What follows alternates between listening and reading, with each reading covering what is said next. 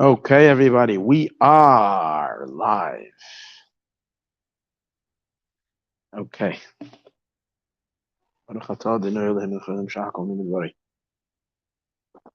Welcome to Parsha in My Life, Parshas Achrei Mos and Kedoshim, double portion this week. We're going to focus on the first Torah portion this week. Thursday night, we were learning about Yom Kippur, and we're going to continue our discussion on Yom Kippur, different subject, but relating to Yom Kippur, which is really complementary to Thursday night, because Thursday night we were learning about, and we're going to be learning about the transcendence of Yom Kippur, the loftiness, the holiness, the whiteness, the linen, the state of oneness, above all division, above all individuality. We reach a point of complete transcendence. We're melting into the oneness of existence on the deepest level. And we're going to continue learning that on Thursday night. And today we're going to learn about the awesomeness of being us. Yom Kippur teaches us that after every transcendence and every elevation and every journey, and no matter how deep and no matter how high and no matter how godly and how unbelievable transcendent of self we become, we have to remember that there is an individual self, a private citizen that exists as an individual, and you're never allowed to lose sight that there is an individual called yourself as well. So this is going to be kind of a little bit of an opposite kind of class than we usually get, as you'll see. It comes to Yom, this way. A very interesting, and that's the paradox. We're going to be learning about an amazing paradox of Yom Kippur. Because again, this week's Torah portion is about Yom Kippur. So when it comes to Yom Kippur, the work of the holiest day, the Day of Atonement, was done by the high priest, by the Kohen Gadol. And it's a whole detailed type of a work. It's a very, very intense job. In order for him to do it correctly, the Kohen Gadol has to spend a week away from his home. He leaves his house a week before, 7 days before. He sits in a closed room. He sleeps there, doesn't go home, doesn't meet anybody of his family, sits alone, practices, meditates, and does certain practices in the work in the temple. Finally, the great day comes, and you can imagine the stress, the anxiety, the intensity of it, of how he has to go through this and doing everything so perfectly. All of the Jewish people and all of the world is really dependent on his service to bring atonement. It's unbelievable. So then there is the very conclusion of his work. So there is a Mishnah tractate. There's one of the tractates of the Talmud is Masechtas Yuma. Yuma deals with the laws of Yom Kippur. So in the end of the 7th chapter, there's 8 chapters in Masechtas Yuma. At the end of the 7th chapter, on the second to the last Mishnah Dalet, at the very conclusion, the Kohen Gadol changes his clothing. He did a lot of garment changing. We discussed it on Thursday night. Certain jobs he was able to wear his regular clothing. Regular, I mean his priestly clothing of 8 garments would have gold in it. Certain garments he had to wear just plain white clothing. And he keeps on rotating back and forth. 5 times he changes his clothing during the day. But after he's done finally the last service, the verse says he removes his priestly garments and he puts on his own clothing. Work is done. Work is done. But the Mishnah says, oh no, now there's a parade. He gets accompanied back to his house. So who? Everybody. There's like a huge parade. Everybody's coming to walk him back to his home. And then he makes a festive meal. Yom Tov means celebration. Celebration and a festive feast. He makes la'ahavav to all of his friends, all of his well-wishers, all of his good friends, his acquaintances. He makes a party. So the Mishnah says, at the time when he comes out peacefully from the holy. Okay? So here we have a feast for the high priest, Kohen Gadol. Conclusion, parade, and then a feast. So the regular reading of the Mishnah is Bisha Sheyatza B'Shalom Min HaKodesh, at the time that he goes out in peace from the holy. There is, however, another version of the Mishnah that tweaks the word a little bit. There's a different version. Instead of saying at the time he goes out from the holy Bisha, it says al sheyatza. That he makes a party, a feast, because he had came out of the holy in peace. So one version is at the time that he goes out from the holy in peace. The other version is because he went out from the holy in peace.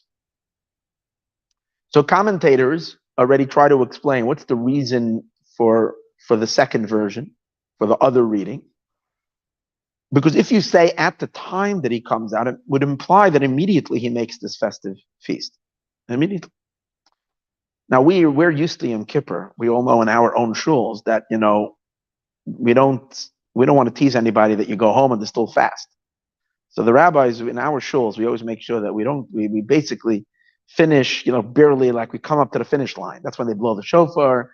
In Hasidic circles, we have this Napoleon's March. There's this great dance and the joy at the end of Yom Kippur, and everybody's fasting. And then, we daven the evening service, Ma'ariv, and break fast.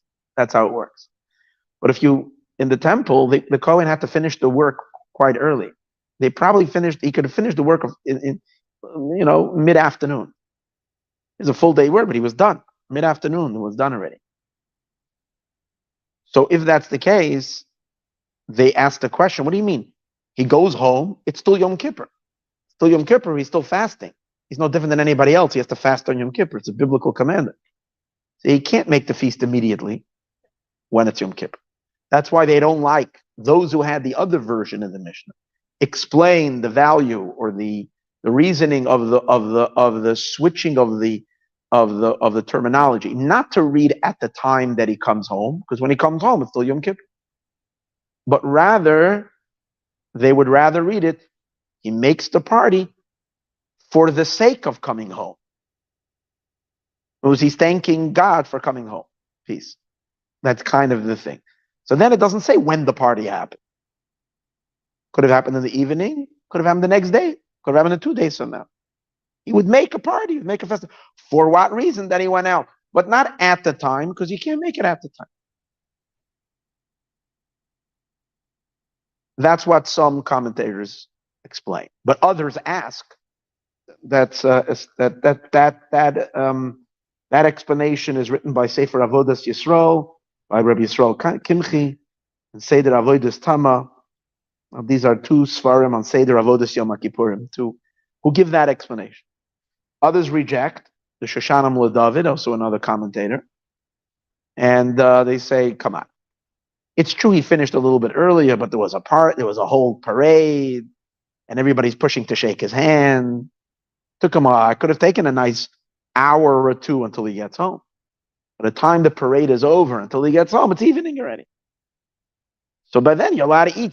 The problem is that it's too early. Let's say he finishes, what we say, an hour or an hour and a half before the Zman, as we call it. What's the Zman? The Zman when it's Matzah Yom Kippur. It's the time for Yom Kippur went out. Okay, 3 stars are out. He finishes, but it's going to take him a while to get home, squishing through the crowd. Now, there is a book by the Yavitz. The Yavitz is Rabbi Yaakov Emden. There's a Siddur. In his Sefer, in his Siddur, he brings a testimony from 2,000 years ago, found amongst some of the Roman writings of a Roman writer, a Roman journalist, who went to Israel and watched during the time when the temple was still standing. And he watched, and he gives a report, he gives an account. And over there he discusses, first of all, he says that the party was that evening. He writes about the party. A lot of the things that say in the Mishnah, this guy, the Roman, because it's eyewitness news. He's giving you the report of what he saw. So number one, he writes it happened in the evening. No, I'm sorry. He doesn't say that. He says it happened the next day. The party happened the next day. But he also writes that sometimes the high priest wouldn't get home till after midnight. Because everybody, there was such a mob that wanted to touch him, see him. He went to the Holy of Holies, shaking again. He was like the ultimate celebrity, but a holy celebrity. So everybody was pushing to see him, so he wouldn't get home till past midnight.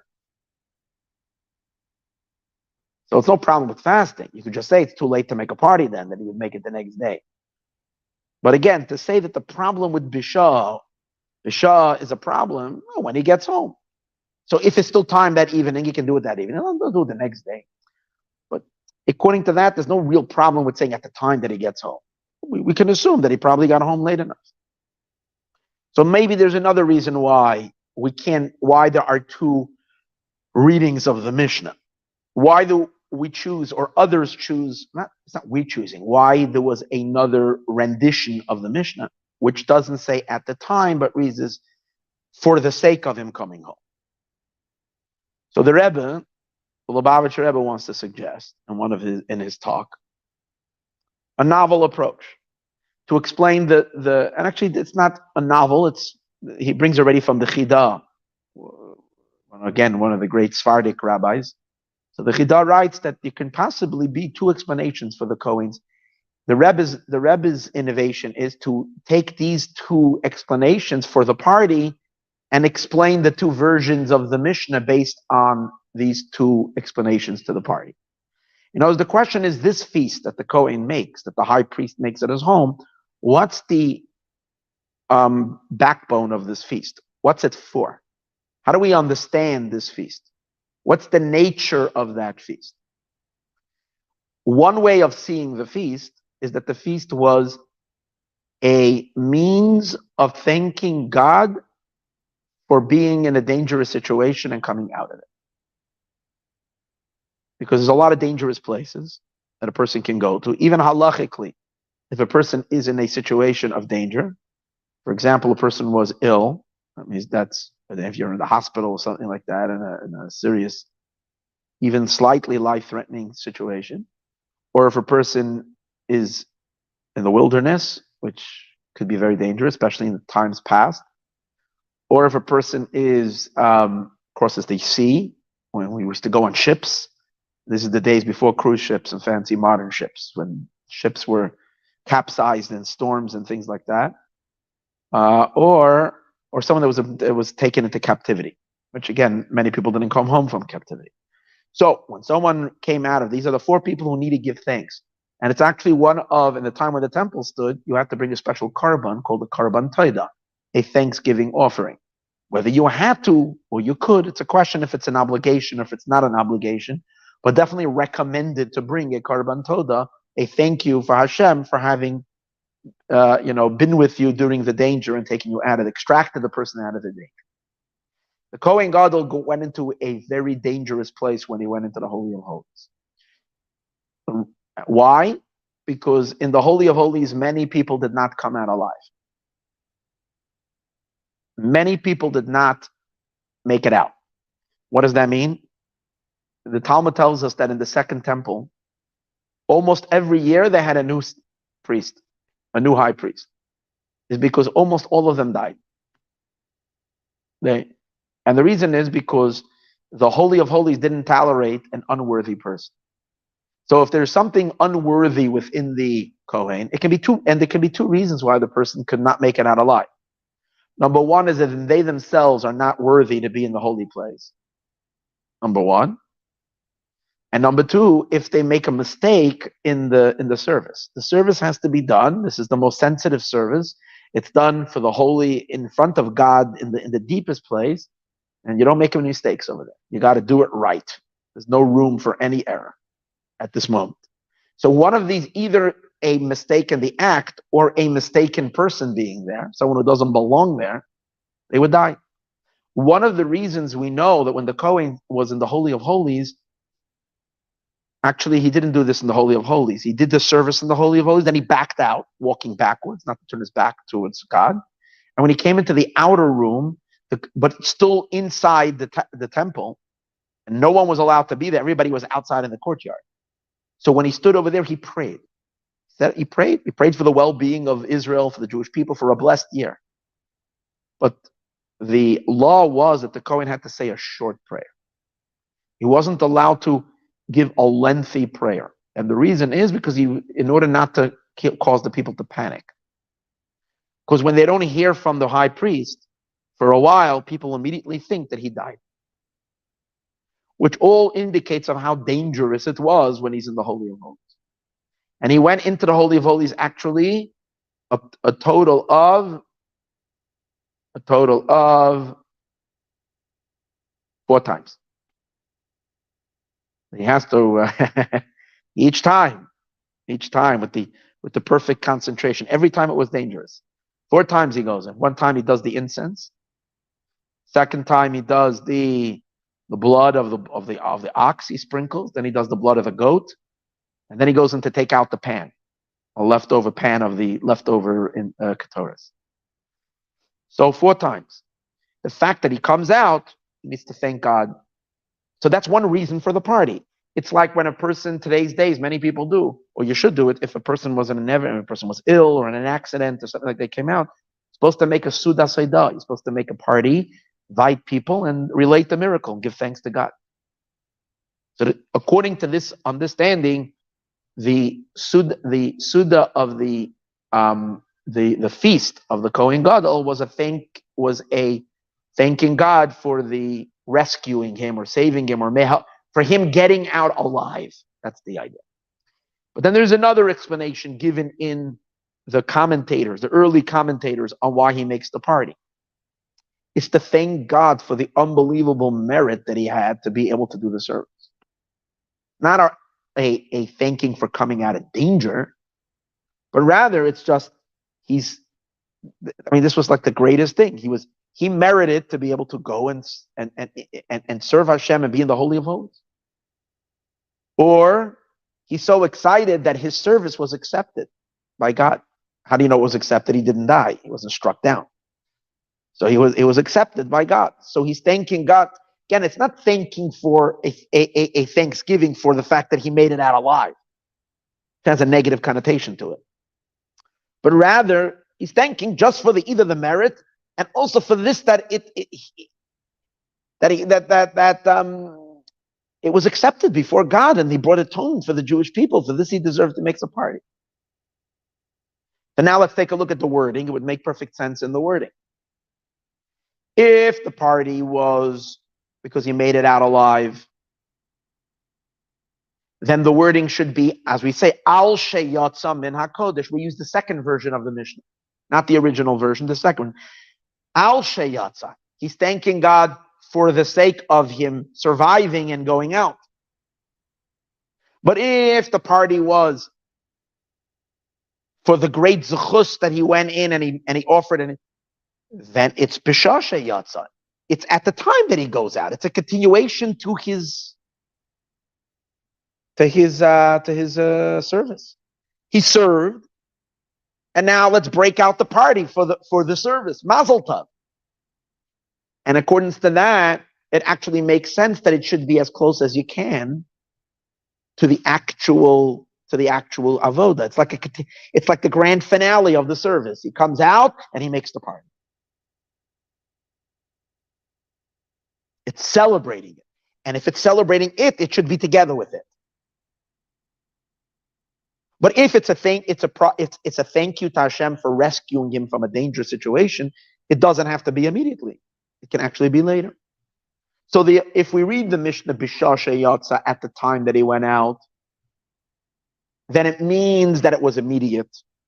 Again, if they can get it done that night, they got it done that night. That's how depending on the efficiency of his Rebbitzin, Mrs. Kohen Gadol, how fast she can pull it off. Actually, the Meiri says something interesting. The Meiri is one of the early commentators. He says, can't be that they had the party immediately because when were they prepared?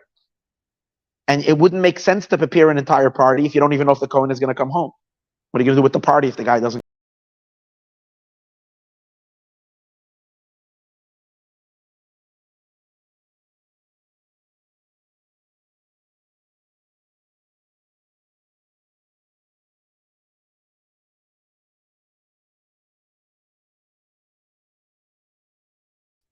Oh, so the I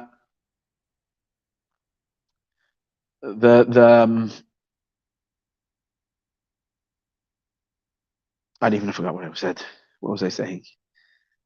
Again, so these are the two possibilities in the party. If we're going to read it, if it's for the going out, if it's for saving his life and making it out alive, it doesn't have to be immediately after. But if it's a celebration for the experience, he'll do it as soon as he can. And this would be the difference of these two statements, of these two versions of the mission. Actually, we might even suggest that if it's a thanking God, we can possibly suggest if it's a Thanksgiving party, to thanking God for having rescued him from a dangerous situation, it would actually imply that he couldn't make it that night. He had to wait till the next day. Why? Because as we mentioned earlier, when you're saved from a dangerous situation in the times of the temple, what did you have to do? You have to bring a special sacrifice. That sacrifice was an animal, and it also had a lot of breads that came along with it. And it's called a karban toda. And it would make sense that when he makes a feast for his friends, it would be on that sacrificial meat and bringing along the breads. In other words, his Suda, his yontif, his feast that he made would be in conjunction of the karban. Now the karban he couldn't bring to the next day. Because the moment he after the Kohen Gadol finishes the service, the temple is closed down for the day. He finishes the service, no more service that day. Then all the services are going to happen the next day. So if he's going to bring a Thanksgiving offering, it would be the next day. So his party has to be the next day. It can't even be that day. We could suggest that. The Rebbe rejects that. He doesn't want to take it so far. He doesn't want to take it so far that it couldn't be that night. He says it could be the next day. You don't want to say that it can't be that night. It must be the next day if it's a Thanksgiving offering. He says very simple. Because we don't find anywhere that it says that it's a halacha, it's a rule, that the Kohen must make this party. Or it doesn't say anywhere, in all of Torah, we don't find anywhere that there was an obligation for the Kohen Gadol to bring a karban toda. That would have been, that's a big deal. It should have said somewhere.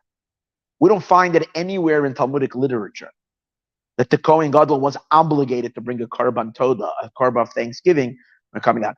And the Rebbe gives a logic to it.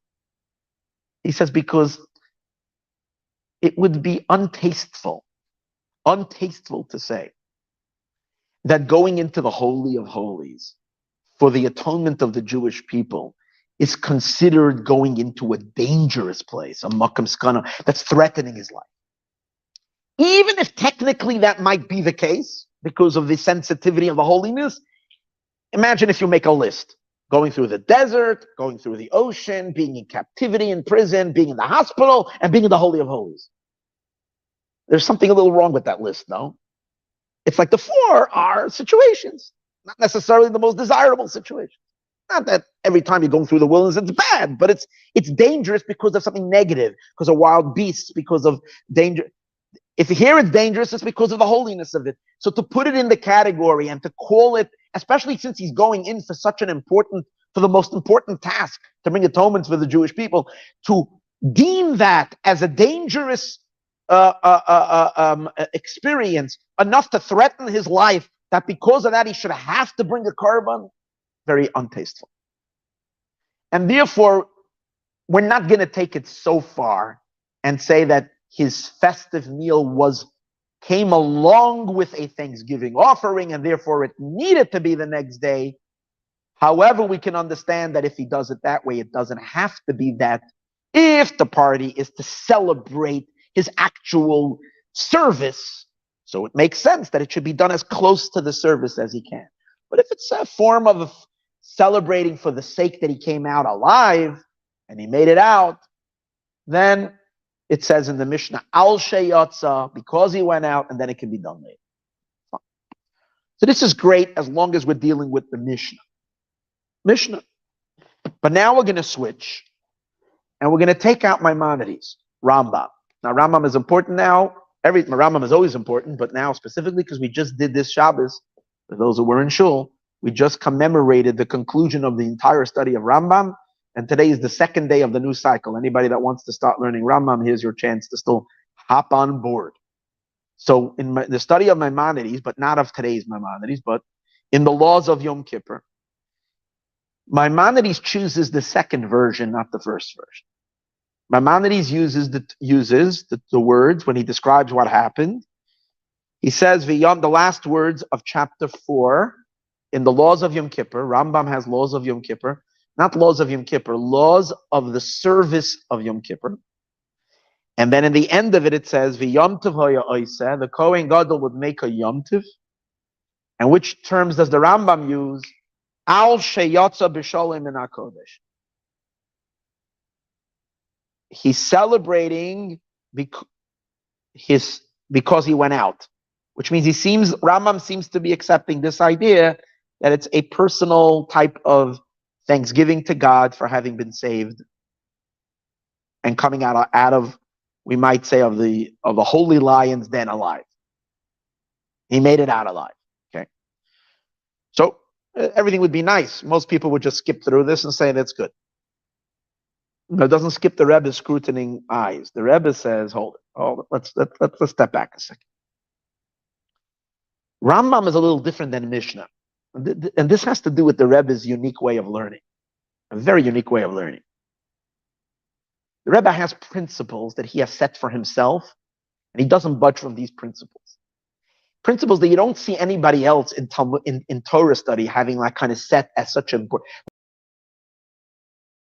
budge from, is the fact that Rashi always has to be understood according to Pshat. Rashi says, I'm always explaining things on the simple version, Rashi and Chumash.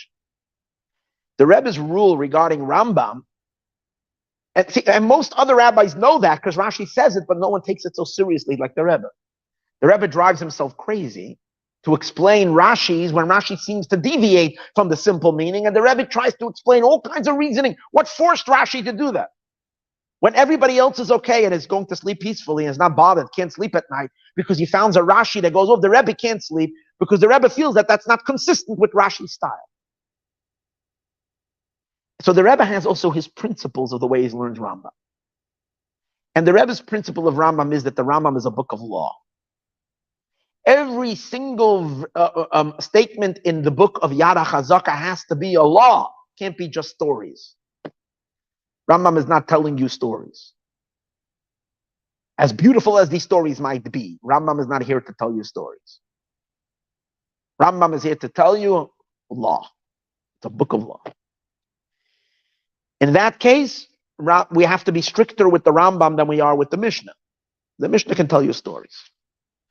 So in the Mishnah is also the Mishnah, again, when it's describing the rules of Yom Kippur, the whole order, most of it is law, telling you how, what, when it's kosher, what's not kosher, how we're supposed to do it, fine. If in the end of the Mishnah tells you a couple of facts that were just not law, again, this accompaniment and everybody was coming with him and then he came home and he made a feast, is that a halacha? That's telling you the events. It's giving you information. What happened? It's not a law. It's not part of halacha of Yom Kippur that the Kohen Gadol has to go home and make a party. It's what happened. It's what they would do. It was a custom. So that's, in the Mishnah, it's not a problem that the Mishnah says it, because the Mishnah can tell you the sequence of events that are not halacha. But the Rebbe says Rambam is law. If that's the case, why is the Rambam even telling us this? That he would go home and he would have a party and they would accompany him. That's not law. Now, if we learn that the party was,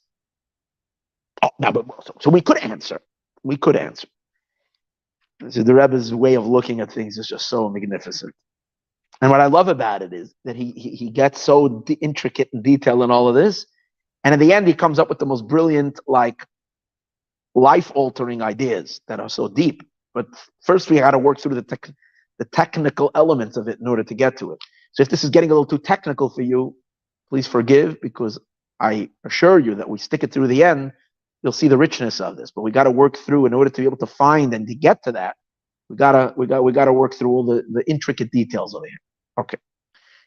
So the Rebbe says, perhaps we can say, the reason why the Rambam is even talking about this, we can excuse Maimonides and say that this particular chapter, chapter 4 in Rambam, is different than all other chapters, because over here the Rambam begins Seder Kol HaMaisim Shebiyom Zeh, that this chapter 4 in the laws of the service of Yom Kippur, is giving you the order of what he did, the order of the service. Which means that this is a little different than everything else. And the rest of it, he's telling you the law, what has to be done, what doesn't have to be done. But this whole chapter is more like relating to you exactly, meaning to say it's not all law, it's just telling you the facts of how it went down. That's what this chapter is. And that's why we find that in this chapter, he repeats many of the laws that he said earlier, which need to be done. He repeats them again. Why is he repeating it? Rambam is very careful not to repeat. Why is he repeating? Because now he's putting it in the context, because the Rambam wants to give you the structure of the service, how one thing came after the other. Once he's telling you the structure of the service, he's already relating to how it all finished off. Right? If it would be strictly law, you can say you don't have to talk about it. It's not strictly law. Over here he's giving you the order. In the order, it makes sense in the end to say what happened. However, the Rebbe says that is only if we're going to learn that the party is what? The conclusion of the service. What did we say earlier? According to one way of seeing the party, it's to make a party for what? For thanking God for the service was accepted. So then the party that is made, the feast that is made, is kind of flows into the service. It's part of the Yom Kippur experience. But if we say it's a private thank you from the Kohen Gadol, that thank God he's alive, he comes home and he says, whew, right? So that's it's his private obligation to thank God for his own miracle. If that's the case, even if you're going to say it's an obligation, number one, first of all, it's probably not an obligation. Even if you're going to say it is an obligation, but it has nothing to do with Yom Kippur per se. Technically, it's related to Yom Kippur. It's technically like because that's when he was in danger. But the party has to do with the idea that a person should always thank God for a situation that when their lives were in jeopardy, they should thank God for it. It has nothing to do with Yom Kippur, and therefore it doesn't belong in the order of Yom Kippur.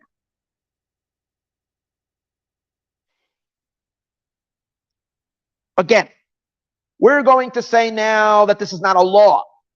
This is part of just a description of the order of events and how it went down. But the Rambam is giving you a description of the order of the service of Yom Kippur. If the party is to thank God for the opportunity for having served on Yom Kippur, or from thanking God for the elevation that he was able to, that God accepted the service, then we can understand it's a continuation to Yom Kippur. But if it's a personal thank you for God for having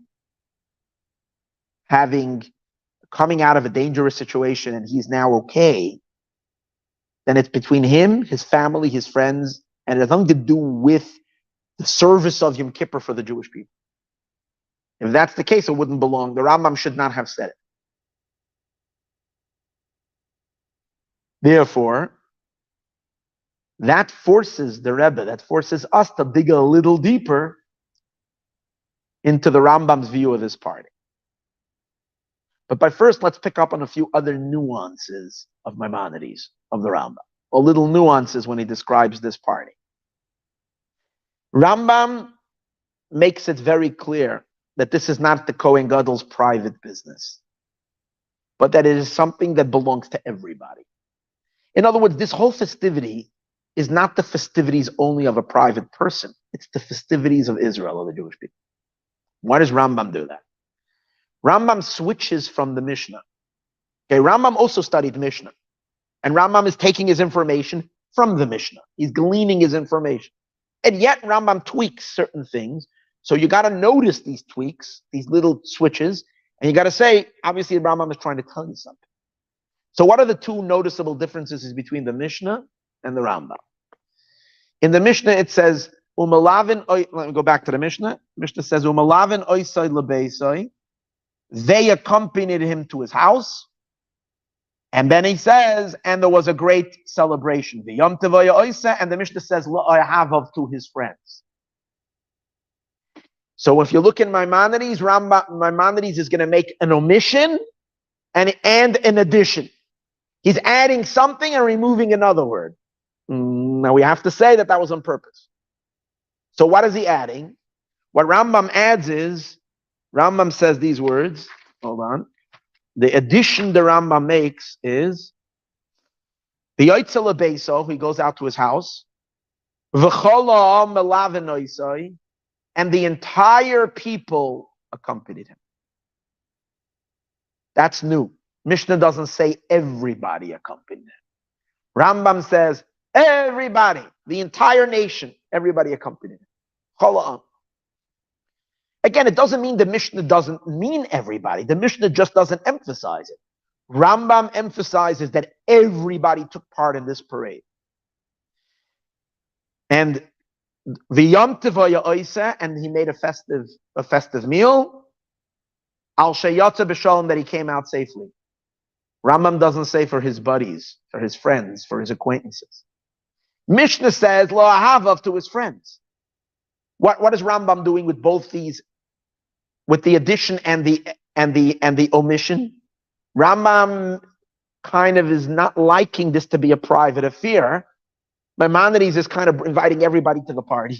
The Kohen Gadol's Rebbitzin says, I can't host everybody, So, and Rambam says, come on, everybody come. Rambam says, it's not for the friends. Everybody's his friend right now. Everybody come. Number two, the Rambam says the parade is for everybody. Everybody came along. So the notion, if you're reading, if you're trying to get the nuance over here, is that Maimonides is very strongly emphasizing that this is a celebration for everybody. This is not a private individual's holiday. This is a holiday for everybody. Now, technically, of course, he didn't have everybody by that feast. But the omission of the friends is an emphasis that it's not meant, that even though they technically might not be feasting with him, but if they're making a party in their own home, it's connected to his party. Actually, and there's a sefer called Sefer Hatamim, which was a Chabad publication that was given out pre-war. And it could be and there were write-ups there, and it could be this is even from the previous Rebbe's writings, in which he might have used a different name. What do you call it when you write with a different name? What is it called? There's a name for that when you write articles, but you don't use your name. Huh? A pseudonym, yeah. Okay. So I think this article, so over there, the article in Sefer Hatamim says, I don't know where it takes it from. Friedrich Rebbe could have seen it with his vision or with a prophetic vision. Is the Kohen would come to his house, and in this courtyard, there were tables and tables laid out with food, and everybody joined the party. So even though you don't have that in any halachic writings, the Rebbe brings that in Sefer Hatamim, which means in that description it describes outdoor feast with tables and tables, and it was a big party. But either way, whether everybody attended the party, the people didn't attend the party, the energy you get from Maimonides' description is that this was not a private affair. But hold it. We just derived from the other words Maimonides uses, is that this whole party has nothing to do with the success of the service. The whole party is a personal thanksgiving that he made it out alive. Rambam uses the term al sheyatza. Al sheyatza means he's thanking for having gone out, coming out alive. If that's the case, it's a personal thank you. So why is this the holiday of the Jewish people? This should be just the holiday of the Kohen Gadol. It's a private affair. Why suddenly is the parade for the parade? We can understand it's honor of the Kohen Gadol, but the festivity, why is it everybody's? His friends, because they love him personally, so they're happy for his good fortune.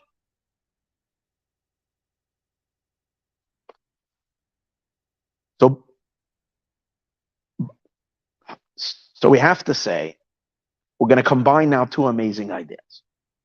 Two amazing ideas. We're going to take the party, we have to say, is a thanksgiving for his own safe return. And yet that very safe return to his house, that itself is part of the service of Yom Kippur. Again, let's go there over again. His safe return to his house is not just a technical detail that happens after Yom Kippur and now he can go safely to his house. It's almost like, what happens if the Kohen Gadol, God forbid, gets a heart attack at the last second?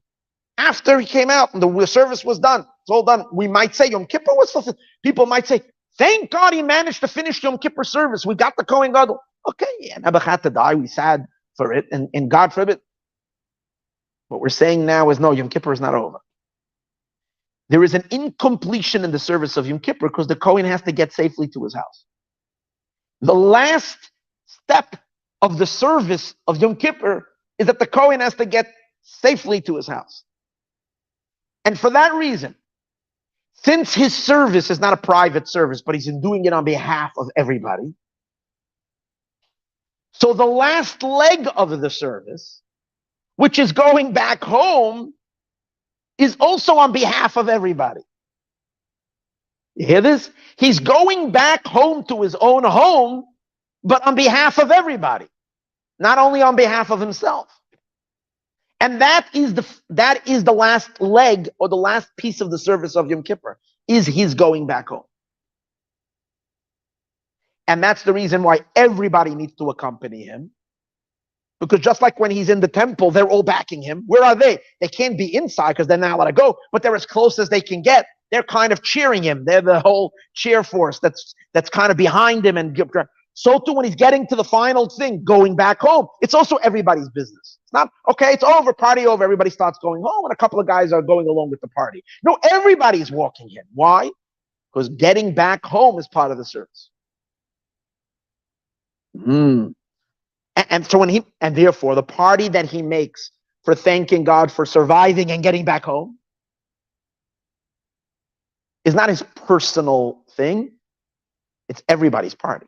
They might not all be there by the party technically, but it's on behalf of everybody. Now we're going to add extra proof to that idea from another thing that the Rambam says. The Rambam adds to the Mishnah. When the Mishnah describes the code, one more addition that Rambam does.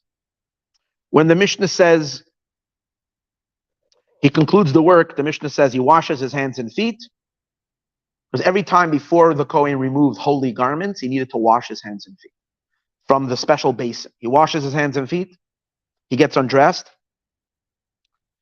he puts on his own clothing, changes into his own personal clothing.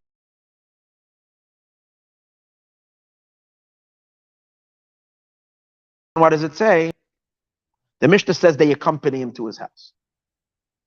Rambam adds two words before, in between. Rambam also says they accompany him, but Rambam adds another two words. Before it says they accompany him, Rambam says v'yoytze lebeisai, and he goes out to his house. An addition of two words. Rambam, I'm reading you from Maimonides. V'loivish bigdei atzmoi, he puts on his own clothing. Where in the Mishnah it would say they accompany him, Rambam felt it important to add two words. V'yoytze lebeisa, he goes out to his house. Which seems to be completely irrelevant. That he goes out to his house. Number one, and what happens if he doesn't want to go out? What happens if he wants to go to the park now? He wants to sit there in the park next to a nice pond and watch the ducks and the ripples and the things because he had a lot of stress and he just wants to relax. What's the business? V'yoytze lebeisa, he goes out to his house. And in general, the question would be,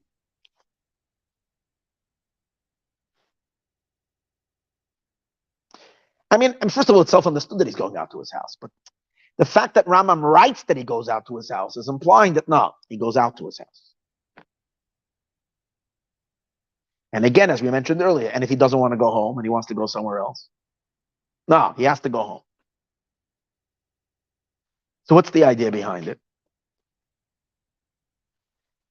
Has to do what we were saying earlier. His going home is part of the service. He has no choice. He has to go home. Because going home after the service is part of your service.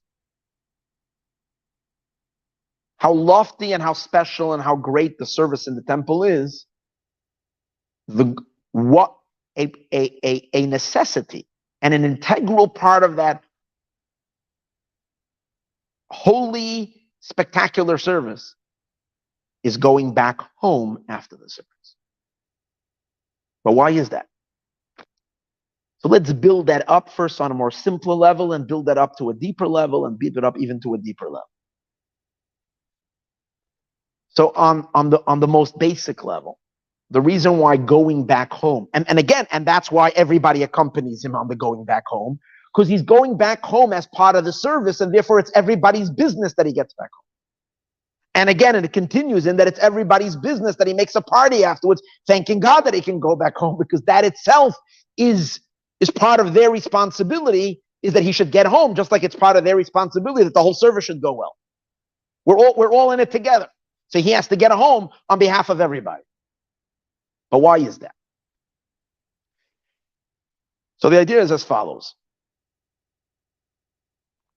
Yom Kippur begins, the Mishnah, all the way in the beginning of Tractate Yuma, right at the beginning of the service of Yom Kippur, the beginning of this entire tractate, the first words of the Mishnah,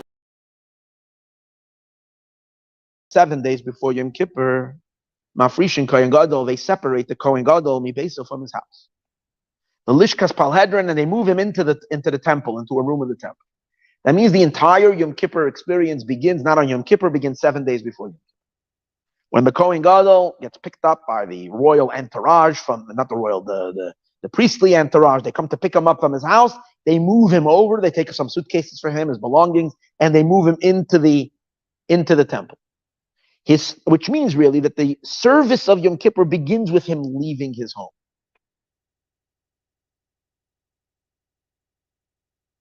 And the emphasis seems to be, and how do we know it? We derive it. It's derived actually from a verse.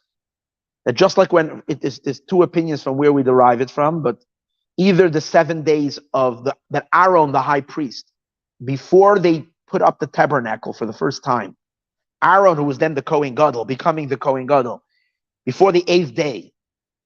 This is literally Moshe in the desert, when the Jews were in the desert. For 7 days, Aaron lived in the temple. And on the 8th day, he went in to officiate. That was the day that God came down to rest.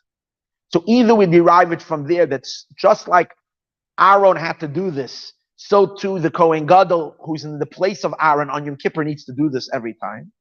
Or another place where it's learned out that Moshe, before he went into the mountain for 40 days to be with God to study, it says he was covered by the clouds for 7 days. And only on the 7th day, God called him in. 6 days he was under the cloud, and then God called him in. So these are two sources that the Talmud uses to teach that the Kohen Gadol, before he's going in to be with God in the Holy Land, has to be separated. Which means that this seems to be that it's not only a preparation for the service, but this is essential to the service. It's essential to the service of the high priest to leave home. He has to disconnect from everything. He's leaving, he's disconnecting, he's moving into a higher state of existence. Because obviously he's going to reach the highest peaks of spirituality, the highest peaks of connection to God. And for that, he needs to let go from all the stuff that are keeping him, kind of his mind, a little bit attached. He has to forget his house, he has to forget everything, and he has to kind of let go and allow himself to move completely in. Since that's the point where he starts, so when he's concluded, he has to come back full circle. So where does he have to come back? If he only comes back over here and he doesn't make it, it's like if you go on a trail, or you have to come around to the starting point where you parked your car, right? I go hiking a lot, so I'm thinking about that. So you go wherever, you got to get back to where you parked your car, and then go back in there. That's where it starts. Your journey starts where you parked your car. So the Kohen Gadol, he goes out in this whole expedition. It's not over until he gets back home, which is where he started from, the departure. And therefore, he needs to come back home, right? That's on the simple level. So the conclusion of his service would be when he gets back home, right?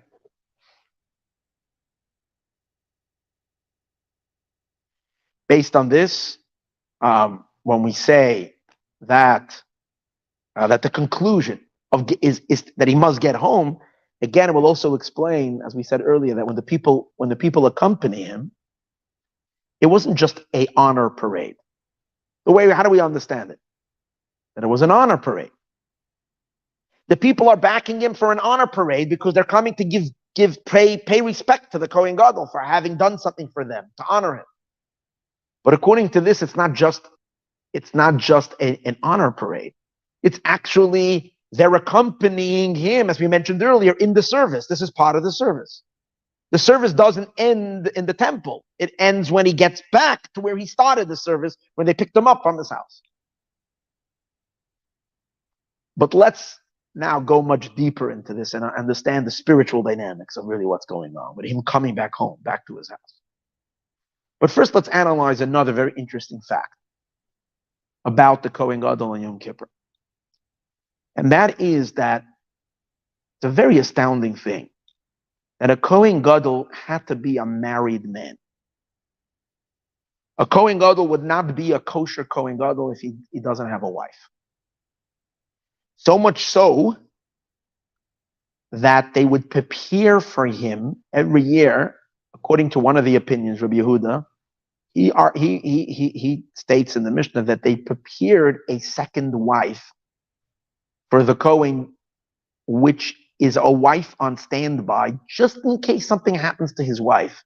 Maybe she's so nervous that he's maybe not going to come home, and she, God forbid, dies from a heart attack because of her nerves. And that would leave him unmarried. So we need to kind of find a suitable match for him to be on, just in case his wife dies, another woman would take her place.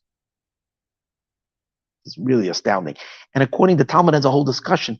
He has to he can't be, since he's not allowed to marry her on Yom Kippur, he will have to marry her before Yom Kippur. Imagine that. Cohen has a Rebbitzin. He has a Rebbitzin Kohen Gadol. He marries another woman. But he marries her only on the condition that it shouldn't take effect if his wife survives. It's like a whole discussion in the Talmud about this.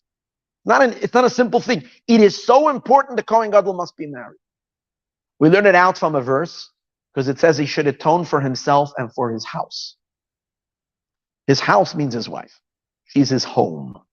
So he should atone. His atonement that he's bringing is for him and for her. Now, what's really interesting is that part of the separation of the Kohen is that he must be separated not just from his home, but we separate him from his wife. I mean, during the 7 days, she doesn't come visit him. He is not in communication with her. He's totally separated from her until after Yom Kippur. So what you're really getting over here is some kind of a on the one hand, he can't have anything to do. He's in a very holy spiritual state. He can't be thinking about anything earthy, including his family and his wife. So he has to move into a place where he becomes angelic. He becomes a holy being, spiritual, but yet he's only kosher if he has a wife. Which tells us something about the nature of Jewish spirituality, as we're going to see soon.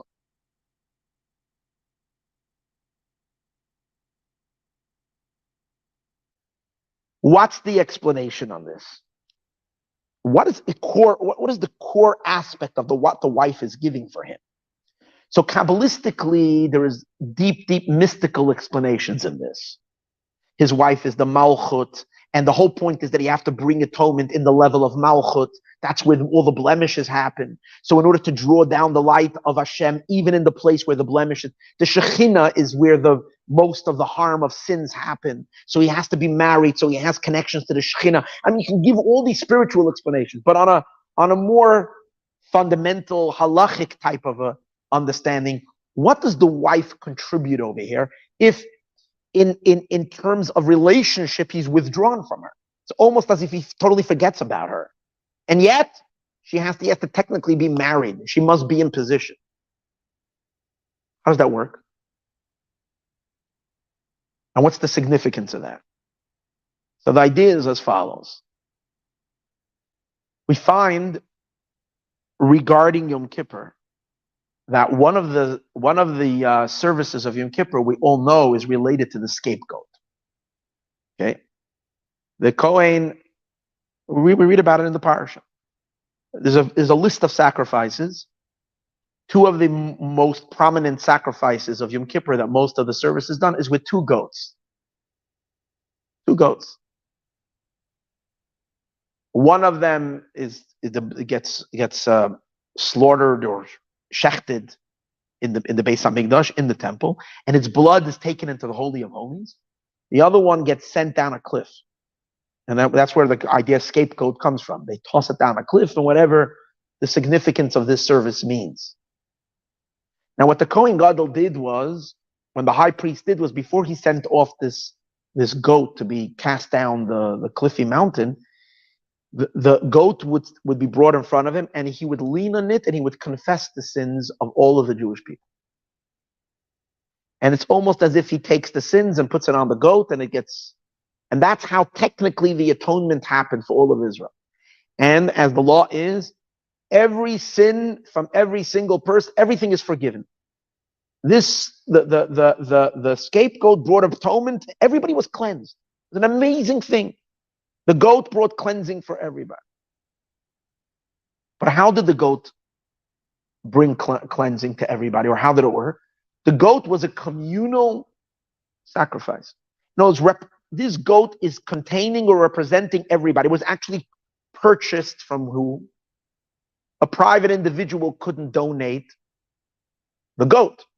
The goat needed to come from communal funds. Every year, we know everybody had to give a half of a coin, a machzas, a shekel, creating a fund for the temple. And with that fund, they would buy all the sacrifices, including the goats, which means that it doesn't belong to anybody individually, which means that in the goat, we as a community are being represented, but not as individuals. We're all melting into the community of Israel. It would be something like this. As an individual, you might not be able to get such a cleanse. It's not possible, because you got to make your own amends with God. But you have an option: melt into the community. God loves the community on a level where He can't. He might have to still work as an individual. You might say, you're worthy, you're not worthy. But once you melt into that's what's so powerful about community. Because in community, the community can never lose favor in God's eyes, because God made a promise: Israel will always be His people. So we did this, we did that. You melt into the community, you get forgiveness. And that's represented in the idea that the Sa'ir La'azazel, the scapegoat, belonged to everybody. Yet, here's an interesting law. If it belongs to everybody, it should kind of mean that what? As long as you paid your duty, as long as you are part of that payment, you're forgiven, no matter what. But the halacha is not that way. The law is not that way. The law is that it only forgives if you did tshuva. Every individual needed to do tshuva for their own sins. Tshuva meant you needed to do repentance. You had to have Yom Kippur. You had to have feelings of regret. You had to confess your sins like we do on Yom Kippur.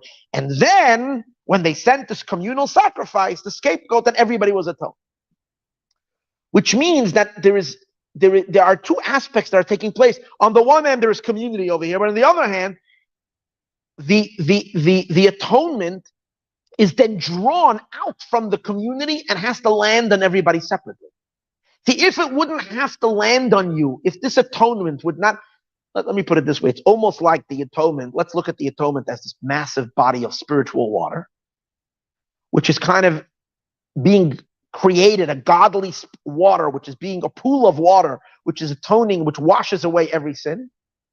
But then the water sprinkles, shoots out like spray, and every person gets sprayed with an individual droplet of water, and that water is what brings the atonement.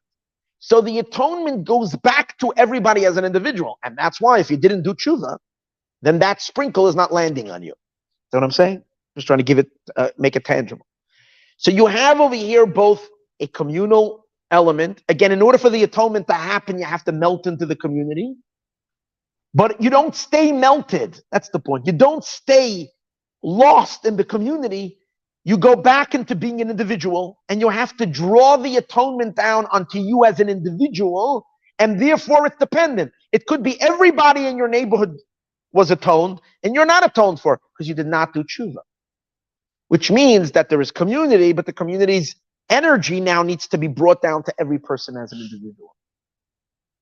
So Yom Kippur, as much as, and the high holidays experience and all this, as much as we're all melting into a melting pot of oneness, God is also looking at you as an individual. And the atonement has to be funneled down to each and every one of us as an individual. The melting doesn't cancel us from our individuality and our own specific selves. We melt into oneness because we're really all part of one, but yet we retain an individual. We move into the one, but we also move back out into individual. And Yom Kippur's purpose, and here's the thing, even though at a certain point we can't be an individual, because we can never attain that level of purity, so at a certain point we lose ourselves into the collective whole, but Yom Kippur isn't over until you move back into yourself and you draw that atonement. You refresh yourself as an individual, and now you're coming back to being you as an individual, you with a particular mission, with a particular purpose. You're not important just because you're a member of Israel or a member of the Jewish people. You are important because you are Malka, Chaya, Yankel, Beryl, Getzel. You are you, and not just Yankel, but Yankel ben Moshe Rosenberg, who lives on this and this street and this corner with this and this, who has freckles on his nose and this type of, every detail of who you are as an individual must be infused with that light, with that energy. You can't just drop yourself in the hole and then come back and say, what's the difference? Now I'm atoned for. It doesn't work that way, because you're important as you, as an individual you. So here's we see the dynamics of Yom Kippur. Now, just like that is accomplished regarding everybody, we see the dynamics of a collective and then as an individual, it also applies, obviously, to the Kohen. The Kohen, the high priest, who is bringing atonement on behalf of everybody, he needs to exhibit these two dynamics of being a communal person, belonging to the community, having no self, but being lost and a dedicated servant of the community, but at the same time, he needs to be a person that has a self and has an individual being. He needs to be a private person at the same time that he's the most communal person. He needs to exist on two planes. That's one of the reasons also, very interesting, why the Kohen, the high priest, was the one person who was excluded from the goat that was sent from the scapegoat, because everybody gets their atonement through the scapegoat. The Kohen Gadol needed to bring another ox, a personal ox, which came from his own money. It was his sacrifice. So the question is, well, come on, you're working on the behalf of the community. You're getting paid by the community. You are a government official, so to speak. You're a people's person. You have no private existence. So why can't the Kohen just be lost in the atonement of everybody? The answer is because we need to emphasize this idea. There is the everybody and there's the individual. So the Kohen who's bringing the atonement has to be pronounced by him as well. And that's why his atonement as part of the community is through his communal sacrifice, where he's part of everybody, but at the same time, he has his own ox as a private person. Now, what makes the Kohen a private person more than anything else? His personal address, but mostly the fact that he has a wife. It's his wife that takes him into the private zone. A communal person is a communal person. And where's the privacy in a person's life? Between them and their wife. That's not public. That's not the public sphere. It's almost like thinking about the Lubavitcher Rebbe. Like the Rebbe had no life for a second for himself. Everything. But yet everybody knew the one place to respect the Rebbe's own thing is when the Rebbe was a few minutes that he spent with his wife every day. Just him and her. That's like he's the Rebbe for everybody every second. But yet everybody understands.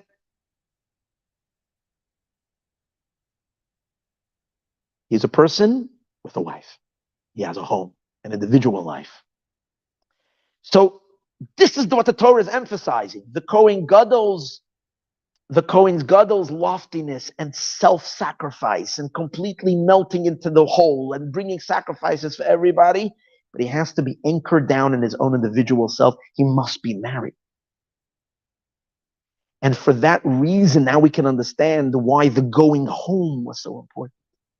When the Kohen Gadol was going home, it wasn't just what he was kind of demonstrating this as the emissary of the Jewish people. He was demonstrating to them that Yom Kippur, that the being one with the collective whole is unbelievably important, and that's where all the energy lies, and that's where you access the highest powers. But God expects you to be you as well. And that each and every one of us has to go back home to our individual defined existences, and where we recognize that every single one of us as an individual has a contribution to make. And in that sense, and that includes your body, and that includes your possessions, and that includes your personal address, and that includes your personal style, down to your hairstyle, down to the way, your nuances that make you uniquely you.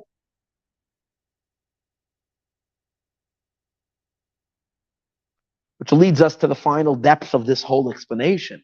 And again, being that the conclusion of the Avodah of Yom Kippur is bringing it out of the collective back into the individual, so now we understand why the going home of the Kohen Gadol and the party of the Kohen Gadol as he gets back home is really the business of everybody. Why is it the business of everybody? Because that's the conclusion of the Yom Kippur service,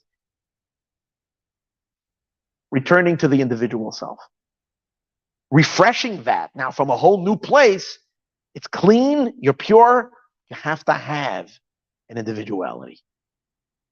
Which now takes us to the final, more Hasidic interpretation of all of this, is that when the Rambam uses the term al sheyatza b'shalom, when he went out in peace from the holy, the word b'shalom is reminiscent of a statement that says regarding the four people, famous story about the four great rabbis who took a spiritual journey into the highest esoteric realms. Sages say there were four great rabbis who went for a journey into areas where no other person ever traveled spiritually in their meditations.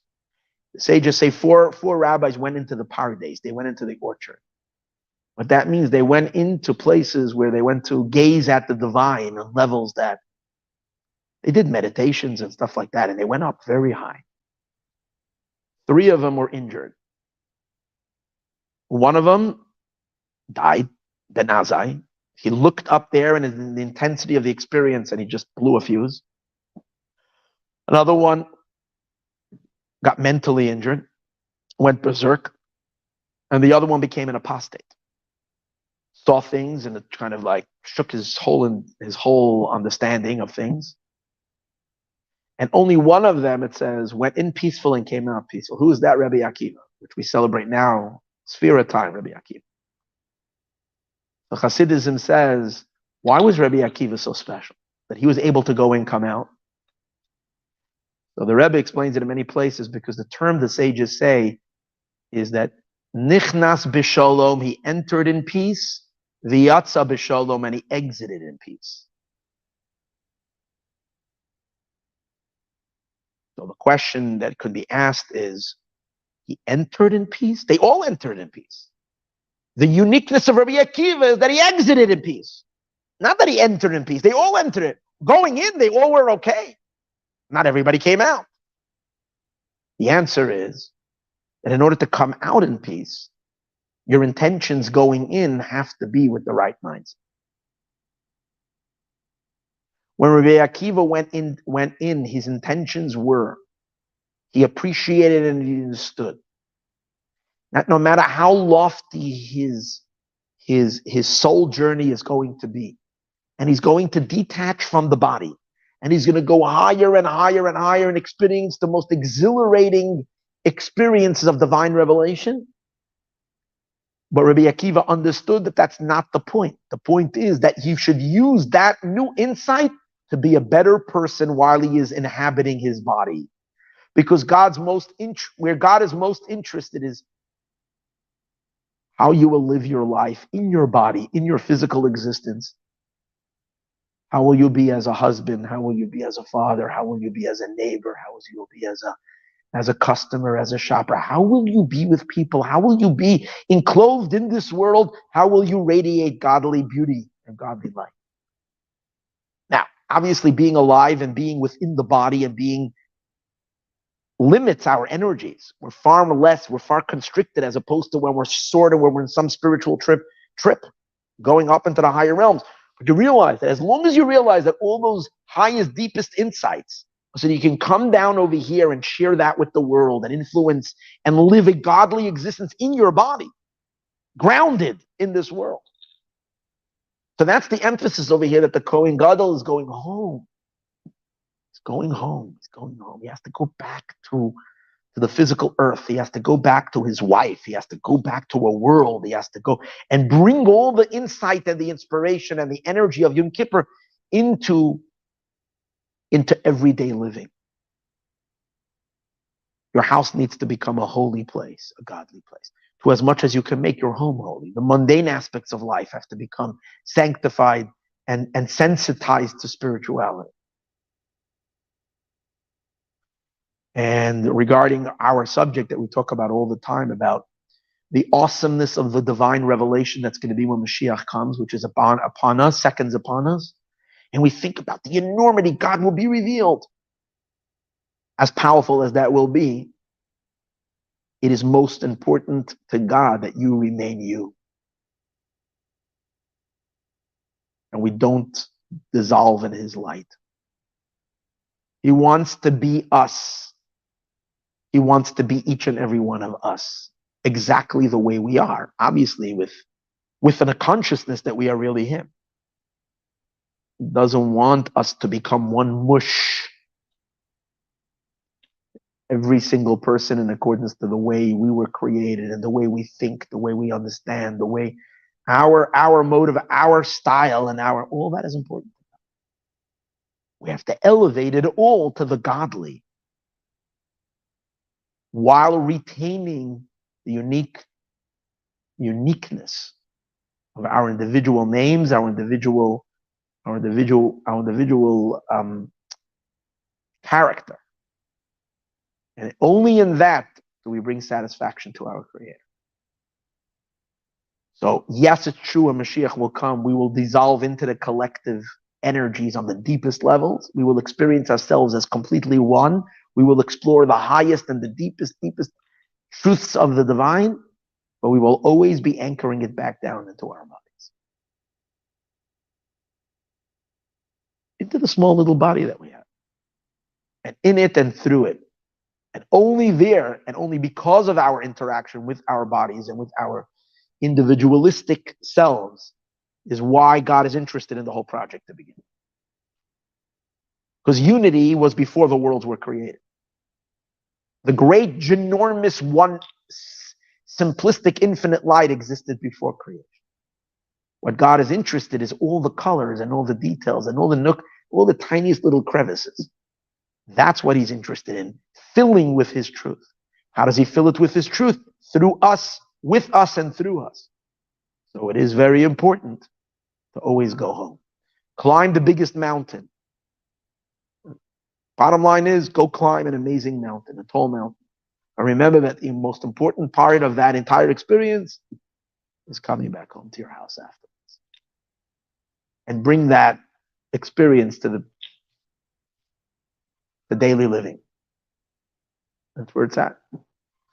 And we see Mashiach now, see the Geula today, and appreciate how special we are as being who we are. All right.